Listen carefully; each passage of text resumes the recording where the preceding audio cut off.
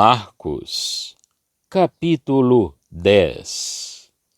E levantando-se dali, foi para os termos da Judéia, além do Jordão, e a multidão se reuniu em torno dele, e tornou a ensiná-los como tinha por costume. E aproximando-se dele os fariseus, perguntaram-lhe, tentando-o: É lícito ao homem repudiar sua mulher? Mas ele respondendo, disse-lhes: Que vos mandou Moisés? E eles disseram-lhe: Moisés permitiu escrever carta de divórcio e repudiar. E Jesus respondendo, disse-lhes: Pela dureza dos vossos corações vos deixou ele escrito este mandamento. Porém, desde o princípio da criação, Deus os fez macho e fêmea. Por isso deixará o homem a seu pai e a sua mãe, e unir-se-á à sua mulher. E serão os dois uma só carne. E assim já não serão dois, mas uma só carne. Portanto, o que Deus ajuntou, não o separe o homem. E em casa tornaram os discípulos a interrogá-lo acerca disto mesmo. E ele lhes disse: Qualquer que deixar a sua mulher e casar com outra, adultera contra ela. E se a mulher deixar a seu marido e casar com outro, adultera. E traziam-lhe meninos para que lhes tocasse, mas os discípulos repreendiam aos que lhe os traziam.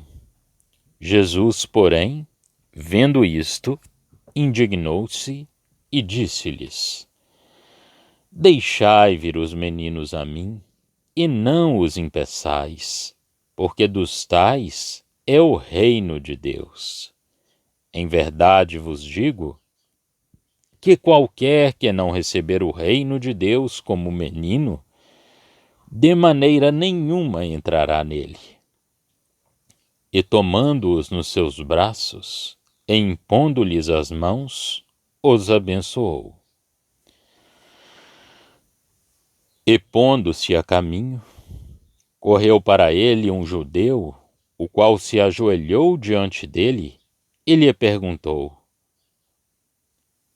Bom mestre, que farei para herdar a vida eterna? E Jesus lhe disse: Por que me chamas bom? Ninguém há bom senão um que é Deus.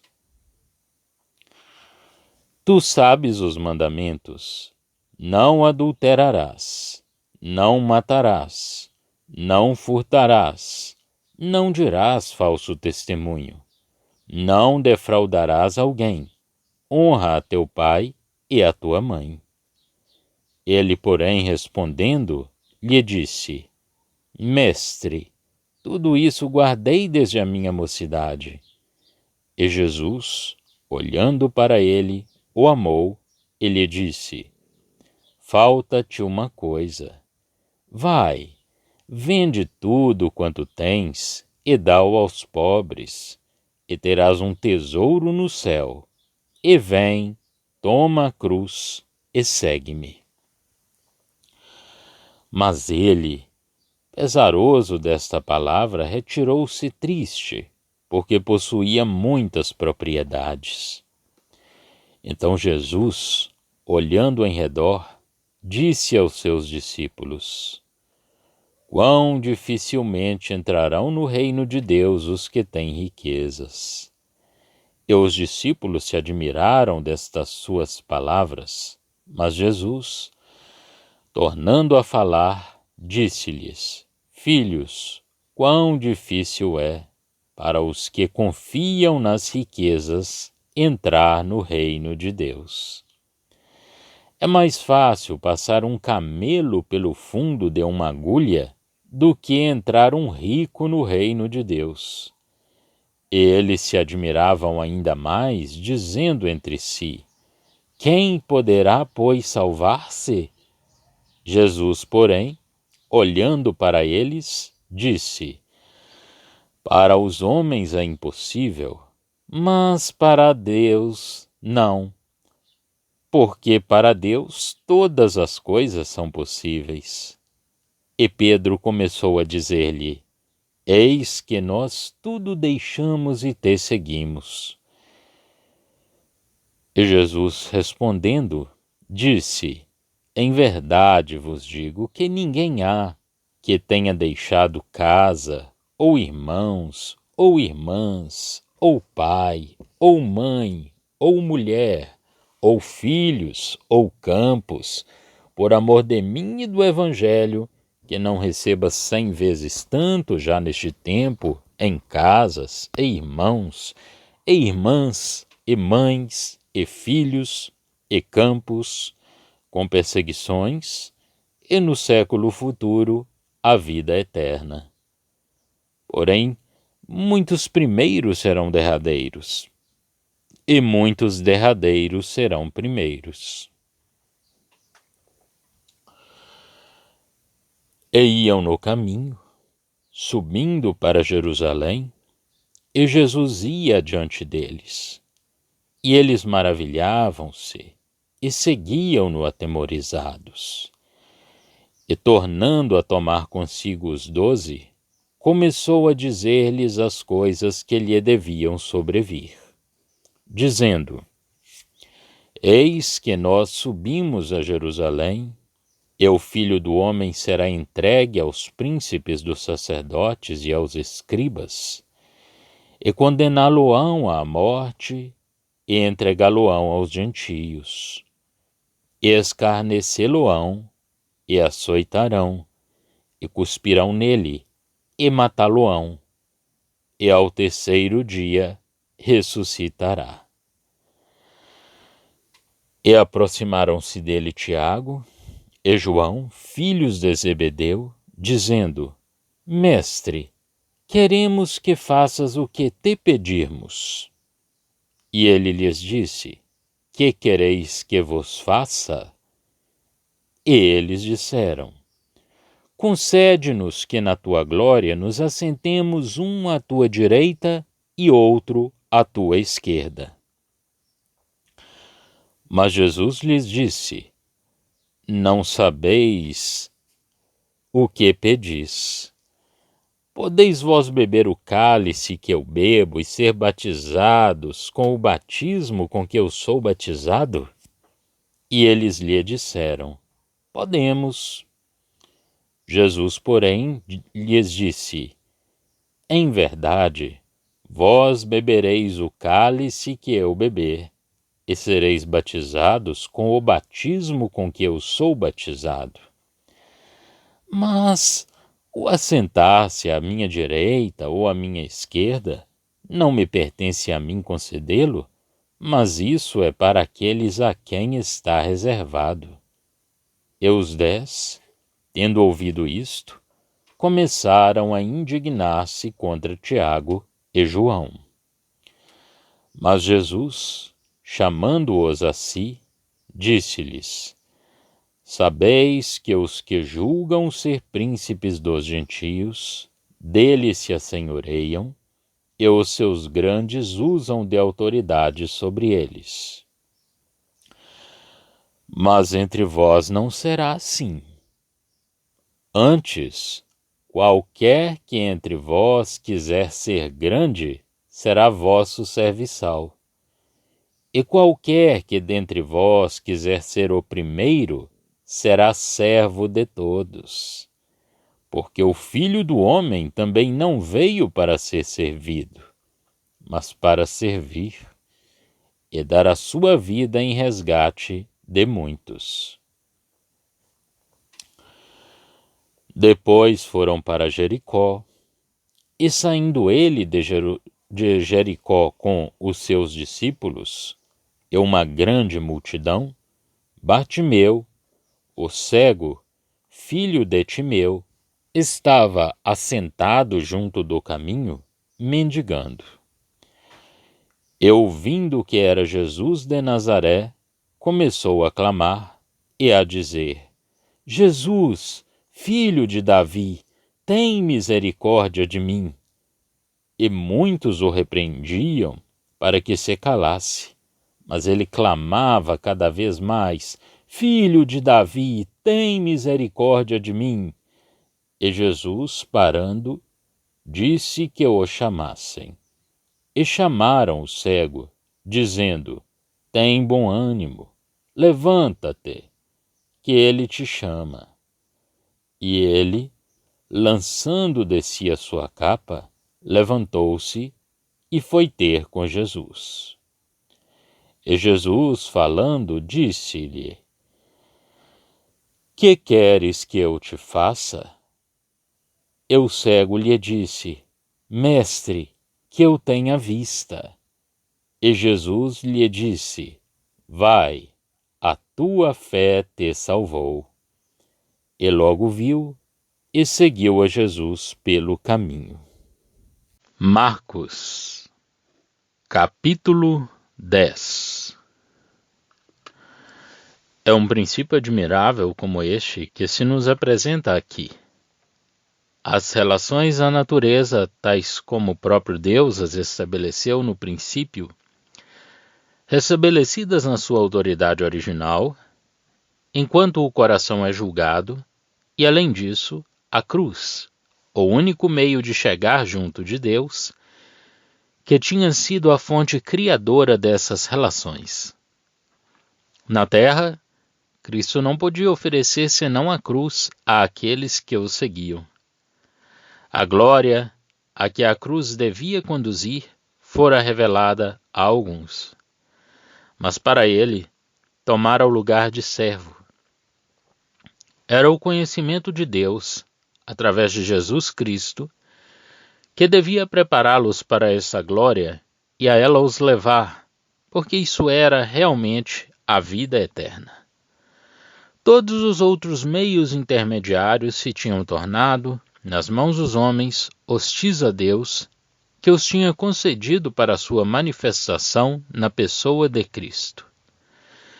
É por isso que encontramos nos versículos 1 a 12 a origem das revelações que devem existir entre o homem e a mulher, tal como tinham saído das mãos criadoras de Deus. Nos versículos 13 a 16, vemos o interesse que Jesus tomava pelas criancinhas, o seu lugar aos olhos compassivos de Deus e o valor moral do que elas representavam perante os homens. No versículo 17 chegamos à lei, ao mundo e ao coração do homem, colocado em presença de ambos. Mas ao mesmo tempo vemos que Jesus tem prazer naquilo que é amável na criatura, como criatura, princípio de um profundo interesse desenvolvido neste capítulo. Aplicando sempre moralmente a pedra de toque a esse mesmo coração. Pedra de toque, pedra de jaspe negro que serve para avaliar a pureza dos metais que nela se esfregam. Em sentido figurado, significa meio de prova seguro em que podemos confiar.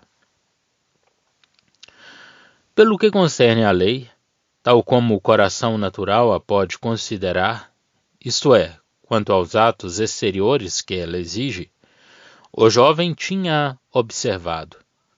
Tinha observado com natural sinceridade, com um rigor que Jesus sabia apreciar como uma qualidade da criatura e que devemos sempre reconhecer onde quer que exista. É importante recordar que aquele que, como homem, era perfeitamente separado para Deus, e isto porque ele tinha os pensamentos de Deus. Sabia reconhecer ao mesmo tempo as imutáveis obrigações das relações estabelecidas pelo próprio Deus, e também tudo o que havia de amável e de atraente na sua criatura como tal. Tendo Jesus os pensamentos de Deus, sendo Deus manifestado em carne, poderia ele não reconhecer o que era de Deus na sua criatura? e fazendo-o, tem de estabelecer as obrigações das relações em que colocou a sua criatura e mostrar a sua ternura pelas nascentes imagens do Espírito que lhe era querido. Ele tem de amar a retidão natural que pode manifestar-se na sua criatura, mas tem de julgar também o verdadeiro estado do homem plenamente desenvolvido, os afetos que se prendiam aos objetos que Satanás suscitava, e uma vontade que repelia e abandonava a manifestação de Deus, levando o homem a deixar as suas vaidades e a segui-lo, pondo assim moralmente à prova o seu coração. De uma outra maneira ainda, Jesus põe em evidência a perfeição absoluta de Deus. O jovem via o exterior da perfeição de Cristo, confiando no poder do homem para realizar o que era bom. Vemos essa realização prática em Jesus, e embora o não considerasse senão como um simples rabino, o jovem dirige-se a ele e, humanamente falando, com sinceridade, pretende aprender daquele em quem via tanta perfeição a regra da vida eterna. Este pensamento exprime-se na saudação sincera e cordial que lhe dirige. Corre, ajoelha-se em frente desse doutor, que tinha um lugar tão alto na sua estima, e diz: Bom mestre. Os limites humanos dos seus pensamentos acerca dessa bondade e a sua confiança no poder do homem manifestam-se por estas palavras: Que farei para herdar a vida eterna? O Senhor, compreendendo toda a importância das suas palavras, responde-lhe: Por que me chamas bom? Ninguém é bom senão um só, que é Deus. Todo aquele que conhecer Deus respeitará o que Deus criou, quando se apresentar como tal e no seu devido lugar. Mas somente Deus é bom. O homem, se é inteligente, não tem a pretensão de ser bom diante de Deus, nem sonha com a bondade humana. Este jovem esperava, pelo menos, vir a ser bom pela lei, e cria que Jesus era bom como homem. Note-se que o jovem não pergunta: que devo fazer para ser salvo? Ele pretendia alcançar a vida eterna pela obediência da lei. Ora, as maiores vantagens que a carne podia reconhecer e que respondiam à sua natureza não faziam senão fechar mais ainda ao homem a porta da vida e do céu. Não sendo o homem bom, mas sim pecador, a carne aproveitava-se da lei para fazer a sua própria justiça. E com efeito, se é necessário procurarmos a justiça, é porque não temos, isto é, somos pecadores e não podemos alcançar essa justiça por nós próprios. Além disso, as vantagens deste mundo, que parecem tornar o homem mais capaz de fazer o bem, prendem o seu coração ao que parece, alimentam o seu egoísmo e levam-no a dar pouco valor à imagem de Deus. Mas os ensinamentos deste capítulo ampliam consideravelmente este assunto acerca do estado do homem perante Deus. Os pensamentos da carne acompanham o afeto do coração daquele que está já vivificado pelo Espírito da graça, agindo pelo atrativo de Cristo, e emprestam-lhe a sua forma, até que o próprio Espírito Santo comunique a essas afeições a força da sua presença, dando-lhes como objeto a glória de Cristo no céu. Mas, ao mesmo tempo, faz luzir para o coração do crente, sobre a cruz, a luz dessa glória, revestindo a cruz de todo o valor da redenção que ali foi consumada e da graça divina que nela é a fonte, e produzindo a identidade com Cristo naquele que leva a sua cruz com ele. Pedro não compreendia como se podia ser salvo, se tais vantagens, como a que os judeus possuíam nas suas relações com Deus, e que se apresentavam de modo especial no caso desse jovem, não faziam senão barrar o caminho do reino de Deus.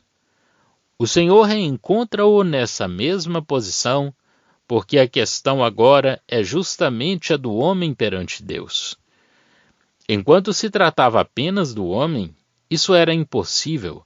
Segunda e profunda verdade, no que diz respeito à sua condição de pecador. Não somente não havia ninguém bom, exceto Deus, mas também ninguém podia ser salvo, segundo o que o homem era, desprovido da graça do Senhor. Quaisquer que fossem as suas vantagens, como meios não lhe teriam servido de nada no seu estado de pecado. Mas o Senhor introduz uma outra fonte de esperança. Para Deus, todas as coisas são possíveis. Tudo isso, e, em boa verdade, toda essa parte do Evangelho o mostra, pondo mesmo de parte o sistema judaico, porque, enquanto que esse sistema assentava sobre a prova feita da possibilidade de adquirir, pela posse de leis devidamente estabelecidas, a justiça e um lugar na presença de um Deus que até então se não havia manifestado. Agora essa nova fonte de esperança revelava Deus e conduzia o homem e o coração do homem para um frente a frente com ele, como uma coisa presente, em graça, sem dúvida, mas, no entanto, face a face, tal como ele era. Os discípulos, não tendo ainda recebido o Espírito Santo, estão sob a influência do antigo sistema e não veem os homens senão como árvores que andam. Este assunto é plenamente desenvolvido neste capítulo. Na verdade, eles podiam sonhar com o reino, mas não era senão com pensamentos carnais. Mas a carne, os pensamentos carnais introduzem-se ainda mais profundamente na carreira da vida de graça. Pedro lembra ao Senhor que os discípulos tinham abandonado tudo para o seguirem.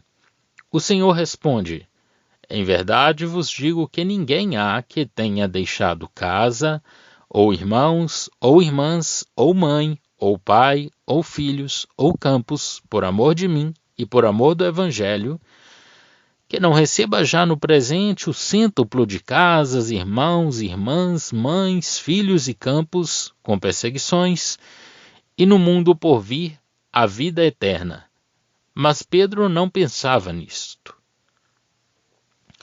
Isso saía já das relações dos discípulos, mesmo com os judeus, e em princípio admitia os gentios. O Senhor afirma claramente que quem quisesse segui-lo não alcançaria neste mundo qualquer vantagem individual ou particular, mas a vida eterna. O Senhor saía assim da esfera das promessas ligadas ao Messias na terra, para entrar e fazer entrar os outros naquilo que era eterno. Não se podia, pois, julgar segundo as aparências no que concernia às recompensas individuais. Em boa verdade, os discípulos seguiam Jesus e pensavam na recompensa, mas pouco na cruz, que era, afinal, o verdadeiro caminho. Por isso estavam espantados ao verem Jesus dirigir-se deliberadamente para Jerusalém, onde queriam matá-lo, e tiniram medo. Verso 32. Mesmo seguindo-o, estavam longe de poderem compreender o que o caminho implicava. Por isso Jesus lhe explica frequentemente. Implicava a sua rejeição e a sua entrada no novo mundo pela ressurreição. João e Tiago, pouco tocados ainda pelas comunicações do Senhor, servem-se da sua fé na realeza de Cristo para apresentarem o desejo carnal do seu coração, que era o de estarem um à sua direita e o outro à sua esquerda na glória. E o Senhor de novo os adverte de que eles terão de levar a cruz com ele, e tomar ele mesmo o lugar daquele que deve realizar o serviço que lhe está confiado, chamando os outros à comunhão dos seus sofrimentos. Quanto à glória do reino, isto é, Quanto ao assentar-se à sua direita ou à sua esquerda, não lhe competia a ele concedê-lo, porque era para aqueles a quem estava preparado. Tal é o lugar de serviço, de humilhação e de obediência em que este evangelho nolo apresenta sempre. Tal devia ser também o dos seus discípulos. Acabamos de ver o que representava a carne num jovem íntegro que Jesus amava e nos seus discípulos, que não sabiam tomar a verdadeira posição de Cristo. É notável o contraste entre estes fatos e o pleno triunfo do Espírito Santo, como podemos ver, comparando este capítulo com Filipenses 3. Paulo apresenta-se-nos ali como um homem exteriormente irrepreensível, segundo a lei, tal como o jovem do Evangelho. Mas viu Cristo em glória, e pelo ensinamento do Espírito Santo, a justiça segundo a qual Cristo tomou lugar na glória, de onde se revelou a Paulo. Tudo aquilo que tinha sido um grande ganho era agora uma perda para Paulo. Pretenderia ele ainda algo de uma justiça carnal, de uma justiça de homem, ainda que pudesse cumpri-la, quando tinha visto a justiça que brilhava na glória de Cristo? Paulo tinha agora a justiça que era de Deus pela fé. Que valeria, pois, aquela justiça pela qual tinha trabalhado, agora que possuía a perfeita justiça que Deus dava pela fé? Não só os pecados eram apagados, mas também, por força dessa justiça, a justiça do homem se tornara sem valor. Os olhos de Paulo tinham sido abertos pelo poder do Espírito Santo e pela presença de Cristo. Poderiam ainda os atrativos que conquistavam o coração do jovem e o retinham no mundo que Cristo deixava e que, rejeitando Cristo, tinha rejeitado Deus, reter aquele que já tinha visto Cristo na sua glória? É evidente que não. Esses atrativos eram agora para ele como imundície. Paulo tinha feito a perda de todas as coisas a fim de ganhar Cristo. Considerava-as como sendo absolutamente sem valor. O Espírito Santo, revelando-lhe Cristo, tinha-o libertado inteiramente dessas prisões. Ora, esta manifestação de Cristo glorificado ao coração vai ainda mais longe. O homem que rompe assim com o mundo deve seguir aquele a cuja glória aspira, e para isso tem de colocar-se sob a cruz. Os discípulos tinham abandonado tudo para seguirem a Jesus. A graça tinha-os ligado a Cristo para o seguirem. O Espírito Santo ainda os não ligara à sua glória. Jesus sobe a Jerusalém. Os discípulos espantam-se e têm medo de o seguir, embora ele vá à frente, fortalecendo-os com a sua condução e a sua presença. Paulo procura o poder da sua ressurreição, deseja a comunhão dos seus sofrimentos e de tornar-se semelhante a ele na sua morte. Em vez de espanto e de terror, há em Paulo plena inteligência espiritual e desejo sincero de ser conforme a essa morte, que os discípulos receavam. Ali ele encontrava Cristo e o caminho da glória que o Senhor lhe tinha revelado. Aliás, esta visão de Cristo purifica os desejos do coração, mesmo a respeito da glória. João e Tiago queriam para eles próprios o melhor lugar no reino. Desejo esse que se servia num fim carnal e egoísta da inteligência da fé. Inteligência essa que via apenas a 50% e procurava, logo de início, o reino, em vez de procurar a glória e o mundo por vir. Paulo tinha visto a Cristo e o seu único desejo na glória era possuí-lo, a fim de que eu ganhe Cristo e um novo estado conforme a esse desejo. Não um bom lugar ao pé dele no reino, mas Cristo mesmo. É a libertação, o efeito da presença do Espírito Santo, revelando um Cristo glorificado. Podemos notar que em cada passo o Senhor introduz a cruz. Era a única passagem deste mundo decaído para o mundo da glória e da vida eterna.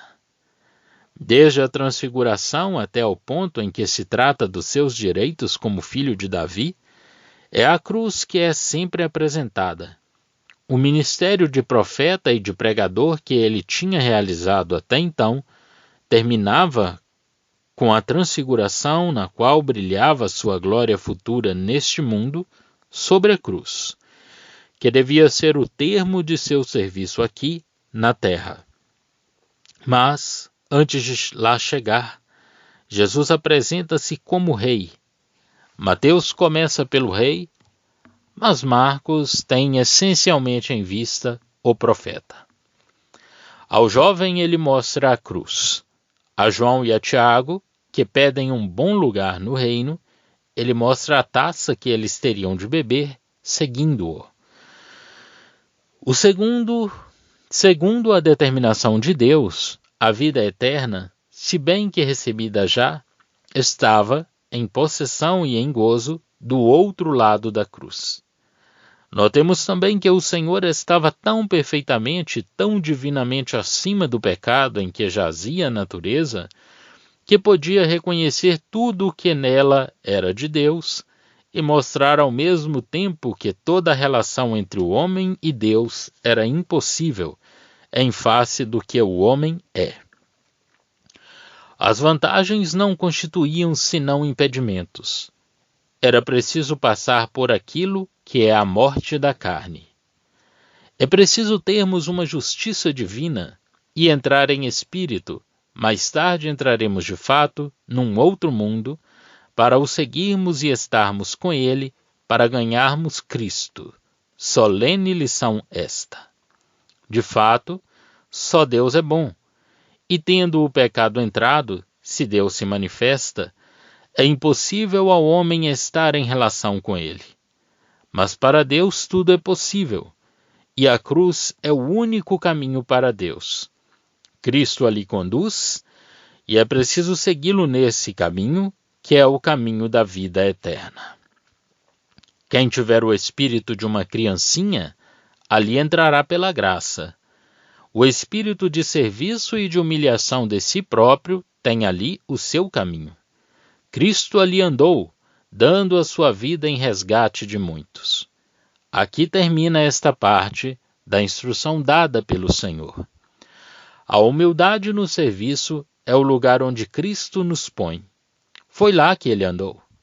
Este capítulo é digno de toda a atenção que, pela graça, o cristão lhe puder consagrar, porque fala do terreno sobre o qual o homem pode permanecer e mostra até onde Deus reconhece o que é natural, e a senda dos discípulos aqui embaixo. No verso 46 começa um outro assunto. O Senhor entra no caminho das suas últimas relações com Israel, apresentando-se antes como rei, Emanuel, do que como o profeta que devia ser enviado. Como profeta, o seu ministério tinha sido cumprido. Tinha sido enviado para pregar, dissera ele aos seus discípulos. Essa missão conduzira-o à cruz, como vimos, e ele devia, necessariamente, anunciá-lo como resultado aos que o seguiam. O Senhor retoma agora suas relações com Israel, mas como filho de Davi. Aproxima-se de Jerusalém, de onde se havia afastado e onde devia ser rejeitado. E o poder de Deus manifesta-se nele.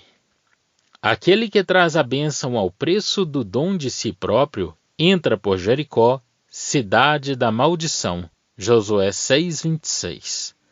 O pobre cego, e tal era com efeito o povo, reconhece que Jesus, o Nazareno, é o filho de Davi. Já fiz notar que o cego de Jericó é, nos 3 primeiros evangelhos, o ponto onde começam a história das últimas relações de Cristo com os judeus e os seus sofrimentos finais, estando terminados o seu ministério geral e o seu serviço. A graça de Jesus responde em poder às necessidades do seu povo, que se exprimia pela fé e pela perseverança, apesar dos obstáculos que a multidão colocava na estrada, multidão essa que não sentia essas necessidades e apenas seguia Jesus atraída pelas manifestações do seu poder, sem que a fé do coração estivesse ligada a ele.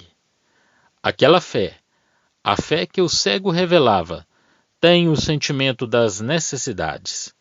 Jesus para e chama-o e manifesta, em presença de todos, o poder divino que, no meio de Israel, respondia à fé que reconhecia em Jesus de Nazaré o verdadeiro filho de Davi, o Messias. A fé deste pobre homem o tinha curado, e ele segue Jesus estrada fora, de coração sincero e sem medo, porque a fé que reconhecia Jesus como sendo o Cristo era uma fé divina. Posto que não conhecesse talvez nada da cruz que o Senhor acabava de anunciar aos seus discípulos, como consequência da sua fidelidade e do seu serviço, coisas em que a fé, quando é genuína, deve estar sempre presente. Já estão disponíveis para leitura os comentários do Novo Testamento e do Antigo Testamento de João Nelson Darby. Estão nos formatos de livro, e-book, também aplicativo para o celular Android. Visite o nosso site www.palavrasdoevangelho.com.